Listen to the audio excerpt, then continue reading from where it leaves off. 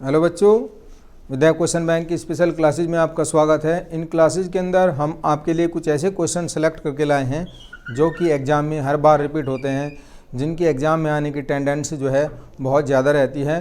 तो उन्हीं क्वेश्चंस को हम एक एक करके डिस्कस करेंगे। आशा है कि ये क्वेश्चन आप अच्छे से तैयार करेंगे और इनको एग्ज़ाम में ही पाएंगे और उनको अच्छे से लिख के अच्छे मार्क्स प्राप्त करेंगे।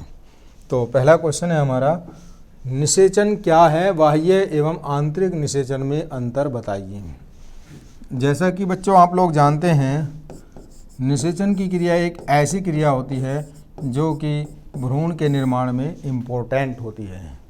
जैसे कि किसी भी पौधे के अंदर या जंतु के अंदर जो नई जनरेशन, नई पीढ़ी यानी नए जीव जंतुओं का निर्माण होता है, उसके अंदर दो प्रकार के युग्मक होते हैं। एक मादा युग्मक होता है, मेल गैमिट, मादा युग्मक फीमेल गैमिट, और नर युग्मक। यहाँ पर इन दोनों के मिलने से मादा को हम इस तरीके से और मेल को इसके द्वारा प्रदर्शित करते हैं। इन दोनों के मिलने से जो बनता है वो प्रोजेनी यानी कि संतति का निर्माण होता है। इस प्रक्रिया को यहाँ पर भ्रूण हम बोल सकते हैं। इस भ्रूण के निर्माण को ही निषेचन की क्रिया कहा जा सकता है। इसको हम डायग्राम से भी समझा सकते हैं। नर युग्मक और मादा युग्मक के मिलने से संतति भ्रूण का निर्माण होता है। अगर ये निषेचन मादा के शरीर के अंदर होता है तो इसको हम आंतरिक निषेचन बोलते हैं, और अगर ये मादा के शरीर से बाहर होता है तो उस क्रिया को हम क्या बोलते हैं, बाह्य निषेचन बोलते हैं। जैसे कि अधिकांश जीव जंतुओं में देखा जाता है, जैसे मनुष्य के अंदर मादा के गर्भ में भ्रूण का निर्माण होता है। जैसे बहुत सारे जंतु होते हैं, गाय, भैंस, बकरी, इन सब के अंदर क्या होता है, मादा के शरीर के अंदर, मादा के गर्भ के अंदर भ्रूण का निर्माण होता है। जबकि अगर, इसलिए इसको क्या बोलते हैं, इसलिए क्योंकि मादा के शरीर के अंदर भ्रूण का निर्माण हो रहा है, इसलिए इसको बोलते हैं आंतरिक निषेचन। जबकि जैसे मेंढक होता है, मेंढक के अंदर हम देखते हैं जो निषेचन होता है वो मादा के शरीर के बाहर जल के अंदर होता है। इसको हम बोलते हैं बाह्य निषेचन, एक्सटर्नल फर्टिलाइजेशन। इसमें नर युग्मक और मादा युग्मक जो होते हैं, मादा के शरीर से मादा युग्मक बाहर आ जाते हैं और नर के शरीर से, नर मेंढक के शरीर से नर युग्मक बाहर आ जाते हैं, और दोनों ही पानी के अंदर मिल जाते हैं, और पानी के अंदर मिलने से निषेचन की क्रिया पूरी होती है और यहाँ पर जाइगोट का, भ्रूण का निर्माण हो जाता है। इस क्रिया को हम बोलते हैं निषेचन, और आंतरिक और बाह्य निषेचन। नेक्स्ट क्वेश्चन है, एक मानव शुक्राणु का नामांकित चित्र बनाइए और उस कोशिका का उल्लेख कीजिए जिससे इसका निर्माण होता है। मादा जो शुक्राणु होता है, मानव शुक्राणु होता है, उसके अंदर यहाँ पर एक हेड होता है इस तरीके से। इसके अंदर यहाँ पर एक ग्रीवा होती है और यहाँ पर इस तरीके से इसके पास एक पूँछ होती है, पूँछ जिसको हम टेल बोलते हैं। यहाँ पर इसको, इस भाग को हम जो शीर्ष बोलते हैं या सिर बोलते हैं, और इस भाग को टेल या पूँछ बोला जाता है।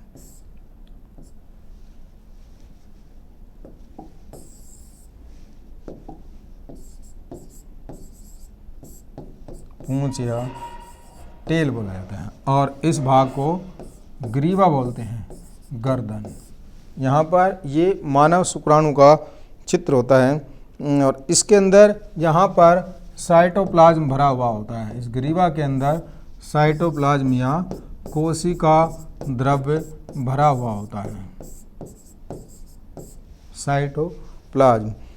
इसके अंदर बहुत सारे सर्पिलाकार तंतु भी होते हैं। यहाँ पर इस तरीके से सर्पिलाकार तंतु पाए जाते हैं, सर्पिलाकार तंतु पाए जाते हैं। और यहाँ पर इस भाग में जो तंतु होते हैं उनको हम एक्सियल तंतु कहते हैं, एक्सियल तंतु कहते हैं। तो ये पूरा का पूरा जो डायग्राम होता है, यहाँ पर इसको हम मानव का शुक्राणु कहा जाता है। यहाँ पर कुछ शीर्ष के अंदर इस तरीके से ये संरचना होती है। ये भाग जो होता है निषेचन के दौरान, ये वाला जो शीर्ष का भाग होता है ये मादा के जो अंडाणु होता है अंडाणु के अंदर घुस जाता है। इसमें कुछ हाइड्रोलाइटिक एंजाइम पाए जाते हैं। ये हाइड्रोलाइटिक एंजाइम क्या करते हैं, निषेचन के दौरान ये शुक्राणु जो होता है मादा के अंदर अंडाणु के अंदर घुसने में इसकी पूरी सहायता करता है। हाइड्रोलाइटिक एंजाइम जो होते हैं मादा के जो अंडाणु की झिल्ली होती है उसको गला देते हैं, जिससे ये उसके अंदर प्रवेश पा जाता है और वहाँ पर निषेचन की क्रिया पूरी होती है और जायगोट भ्रूण का निर्माण होता है। इसके अंदर जो शुक्राणु होता है, ये शुक्राणुओं की संख्या जो होती है मानव के जो सीमन यानी वीर्य के अंदर बहुत ज़्यादा अरबों खरबों की संख्या में शुक्राणु पाए जाते हैं। लेकिन एक बहुत ही इंटरेस्टिंग और रोचक सी बात ये होती है कि एक ही शुक्राणु एक समय में अंडाणु के अंदर प्रवेश पाता है। बाकी के जो शुक्राणु हैं वो नष्ट हो जाते हैं और निषेचन की क्रिया एक ही शुक्राणु द्वारा संपूर्ण यानी पूरी हो जाती है। ये एक विशिष्ट प्रकार का संरचना होती है इसकी, और एक बहुत ही दीर्घाकार होता है, पुच्छ युक्त होता है और पोषक तत्वों के द्वारा भरा हुआ होता है। अगला क्वेश्चन है जनसंख्या विस्फोट क्या है। जनसंख्या वृद्धि से होने वाली हानियां तथा बचाव का संक्षेप में वर्णन कीजिए। ये क्वेश्चन 2012, 14, 16 और 2020 में आया हुआ है। तो सबसे पहले बच्चों जनसंख्या विस्फोट क्या होता है, बहुत ही कॉमन सा क्वेश्चन है, सभी बच्चे जानते होंगे इसका। जैसा कि हम जानते हैं हमारे समाज के अंदर जनसंख्या लगातार वृद्धि करती चली जा रही है। हमारी सोसाइटी के अंदर, हमारे देश के अंदर जनसंख्या जो है लगातार वृद्धि करती चली जा रही है। तो एक निश्चित मात्रा से ज़्यादा अगर जनसंख्या हो जाती है तो उस स्थिति को हम जनसंख्या विस्फोट कहते हैं। जनसंख्या विस्फोट का मतलब होता है जब ज़मीन के ऊपर, पृथ्वी के ऊपर बहुत सारी जनरेशन, बहुत सारी संतति पैदा हो जाती है किसी भी जीव की, तो उस स्थिति में जीवों का सर्वाइव करना, जीवों का अनुकूलित रहना, जीवों का जिंदा रहना बहुत कठिन हो जाता है। उस स्थिति को जनसंख्या विस्फोट कहा जाता है। यानी कि एक निश्चित मात्रा में जनसंख्या जब बहुत ज़्यादा बढ़ जाती है, निश्चित मात्रा से ज़्यादा बढ़ जाती है, तो उसको बोलते हैं जनसंख्या विस्फोट। जनसंख्या वृद्धि से होने वाली हानियाँ तथा बचाव का संक्षेप में वर्णन कीजिए। तो सबसे पहले बच्चों हम देखते हैं कि हानियाँ क्या क्या होती हैं। हानियाँ बहुत ही कॉमन सी बातें हैं, सभी बच्चे जानते हैं। सबसे पहले रहने के लिए जगह बहुत कम पड़ जाती है, रहने की जगह उपलब्ध नहीं होती है, कम हो जाती है। अगर जनसंख्या एक निश्चित मात्रा से ज़्यादा हो जाए तो उस केस में लोगों के लिए मकान बनाने के लिए, आवास में ज़मीन पर रहने के लिए, किसी भी जीव के जो जंतु पेड़ पौधों पर रहते हैं उनके लिए भी पेड़ पौधे कम पड़ जाएंगे। पृथ्वी के ऊपर जब जनसंख्या जगह कम हो जाएगी तो जीवों का रहना मुश्किल हो जाएगा। दूसरा है भोजन उपलब्ध नहीं होगा। अगर निश्चित मात्रा से ज़्यादा में जनसंख्या बढ़ जाएगी तो उस केस में किसी भी जीव के लिए भोजन बहुत कम पड़ जाएगा, यानी कि जीवों की संख्या ज़्यादा हो जाएगी और भोजन कम हो जाएगा। इससे जीव जो है मरने शुरू हो जाएंगे। तीसरा पोजीशन होती है ज़्यादा भीड़ भाड़ में बीमारियां फैलने की संभावना बहुत ज़्यादा हो जाती है। जैसे जनसंख्या के बढ़ने से बहुत ज़्यादा भीड़ हो जाएगी, प्रति एकड़ जगह में, प्रति इकाई जगह में जीव ज़्यादा हो जाएंगे, तो उनमें आपस में बहुत तरीके के संक्रमण फैलने शुरू हो जाते हैं, जिससे बीमारियां पैदा होनी शुरू हो जाती हैं। जो चौथा पॉइंट है, जिस पॉपुलेशन के अंदर पॉपुलेशन एक्सप्लोजन हो जाता है, जनसंख्या विस्फोट हो जाता है, वहाँ पर जो लोगों का स्वास्थ्य होता है, स्वास्थ्य बहुत ख़राब रहने लगता है, क्योंकि उन्हें उचित मात्रा में वायु, जल और रहने के लिए आवास, पहनने के लिए कपड़े, खाने के लिए भोजन आसानी से उपलब्ध नहीं हो पाता है, जिससे वो उनका स्वास्थ्य जो होता है वो गिरना शुरू हो जाता है। तो इस तरीके से कुछ कॉमन सी हानियाँ आप लोग लिख सकते हैं, बहुत ज़्यादा कॉमन सी बातें हैं। और इनसे बचाव हम किस तरीके से कर सकते हैं। बचाव के लिए सबसे पहले परिवार नियोजन का इस्तेमाल करना बहुत ज़रूरी है जनसंख्या उत्पादन के लिए। परिवार नियोजन के अंदर बहुत सारी विधियाँ होती हैं। इस तरीके से हम परिवार को नियोजित कर सकते हैं। किसी भी परिवार में 2 या 3 से ज़्यादा बच्चे नहीं होने चाहिए। इस तरीके से जनसंख्या को कंट्रोल किया जा सकता है। बचाव करने के लिए और यहाँ पर जो क्षेत्र के अंदर जो बीमारियाँ होती हैं, वहाँ पर अगर बीमारियों को हमने नियंत्रित कर लिया है, बीमारियाँ अगर नियंत्रित हो जाती है, किसी भी तरीके से कोई महामारी आती है तो उससे भी बचाव किया जा सकता है। तो कुछ बचाव के कुछ कॉमन से पॉइंट्स हैं जिससे हम जनसंख्या को बहुत ज़्यादा विस्फोट होने से रोक सकते हैं। एक ही क्षेत्र में ज़्यादा लोगों को एक जगह न रखा जाए, ज़्यादा लोगों का एक ही जगह रहन सहन ना हो, तो उस केस में भी जनसंख्या को नियंत्रित किया जा सकता है। अगर एक जगह जनसंख्या ज़्यादा होती है तो उन लोगों को वहाँ से या उन जीवों को वहाँ से हटा के दूसरी जगह भेजा जा सकता है, जिससे कि जनसंख्या विस्फोट जैसी स्थिति ना आए। परागण को परिभाषित कीजिए, परागण की विभिन्न विधियों का वर्णन कीजिए तथा इसके महत्व को समझाइए। परागण, जैसे मैंने बताया था, किसी भी पौधे के अंदर जो नर युग्मक और मादा युग्मक के मिलने से निषेचन की क्रिया होती है, उससे पहले पराग कणों का आपस में मिलना बहुत ज़रूरी होता है। जायांग और पुंकेसर के अंदर जो पराग कण होते हैं उनका आपस में मिलने से ही निषेचन की क्रिया होती है और बीज का निर्माण होता है, और उस बीज से आगे नई संतति का यानी नए पौधों का निर्माण होता है।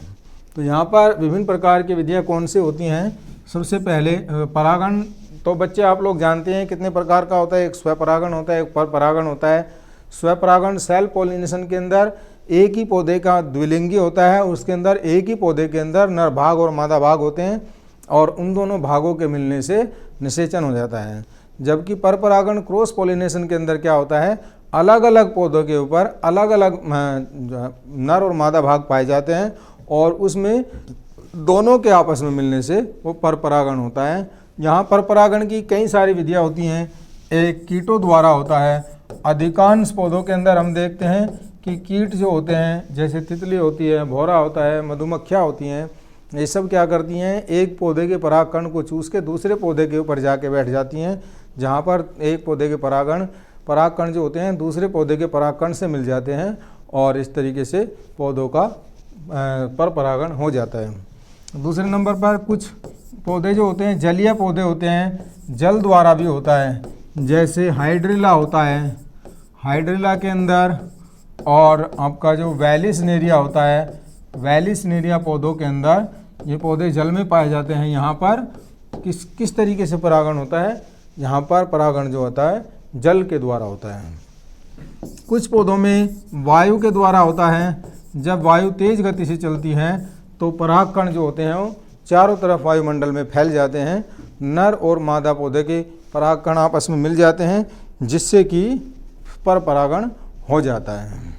तो मुख्य रूप से इन्हीं क्रियाओं द्वारा जो होता है जीवों के अंदर और पौधों के अंदर परागण होता है, परपरागण और स्वपरागण होता है। और इसका महत्व सबसे बड़ा यही होता है परागण का, चाहे वो स्वपरागण हो चाहे परपरागण हो, कि इसमें पौधे जो होते हैं अपने विपरीत युग्मकों के, अपने विपरीत नर और मादा के जो परागकण होते हैं उनके आपस में मिलने से निषेचन की क्रिया संपन्न होती है और पौधों के अंदर बीज का निर्माण हो जाता है।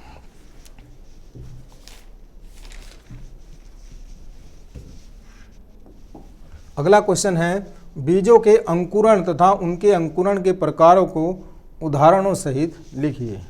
अंकुरण का मतलब क्या होता है? जर्मिनेशन, अंकुरण, अंकुरित होना, ग्रो करना, उगना, जिसको हम जर्मिनेशन कहते हैं। तो सभी बच्चे जानते हैं कि जब किसी भी पौधे को उगाने के लिए सबसे पहले क्या करते हैं हम, उसके अंदर लैंगिक जनन होता है या अलैंगिक जनन कायिक प्रवर्धन के द्वारा होता है। पौधे के बीज को ज़मीन में दबाया जाता है या पौधे के किसी अलैंगिक पार्ट को, जैसे पत्ती, तना, उसका कोई भी शाखा को ज़मीन के अंदर दबाते हैं तो उससे क्या होता है, नया पौधा ग्रो करता है। तो बीज को भूमि में दबाने पर जब उससे नया पौधा निकल जाता है उस प्रक्रिया को हम अंकुरण या जर्मिनेशन कहते हैं। तो अंकुरण की कुछ मुख्य विधियाँ होती हैं। सबसे पहले होती है अधोभूमि।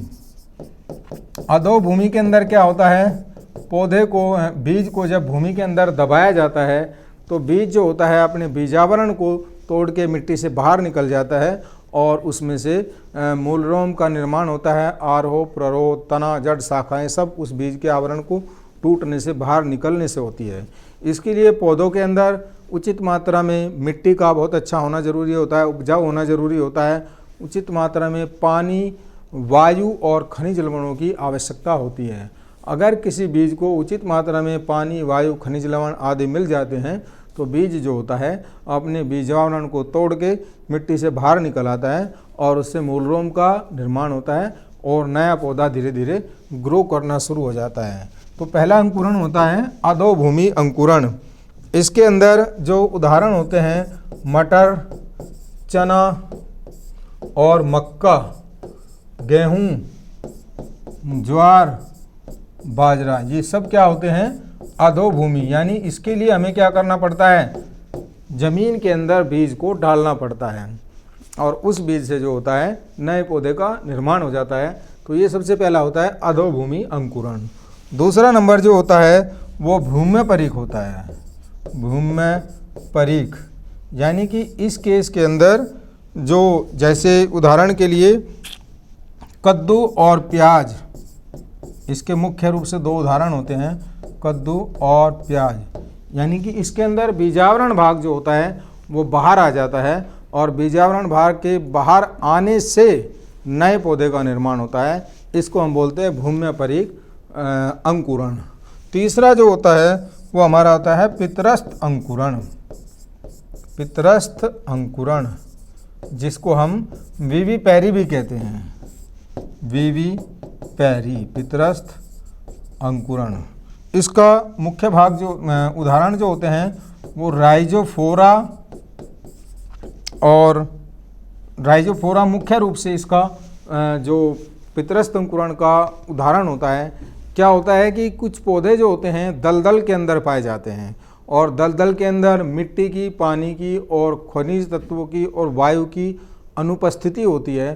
तो वहाँ पर ये पौधे जो होते हैं अपनी नई जनरेशन को, यानी नए पौधे को ग्रो नहीं कर पाते हैं। उस केस के अंदर क्या होता है, पौधे के पुष्प के अंदर ही बीज से नए पौधे का निर्माण हो जाता है और वो पौधा ग्रो कर जाता है। मुख्य रूप से ये उन पौधों के अंदर पाया जाता है जहाँ दलदल में लवण जो होते हैं बहुत ज़्यादा मात्रा में पाए जाते हैं, जिससे कि बीज को उचित मात्रा में खनिज लवण, वायु और जल की प्राप्ति नहीं होती है और पौधा ग्रो नहीं कर पाता है। इस प्रक्रिया को हम बोलते हैं पितरस्थ, यानी पिता के द्वारा ही, पिता के जो बीज होता है उसके अंदर ही, पुष्प के अंदर जो बीज होता है उसी से नए पौधे का उद्गम या निर्माण हो जाता है। Thank you.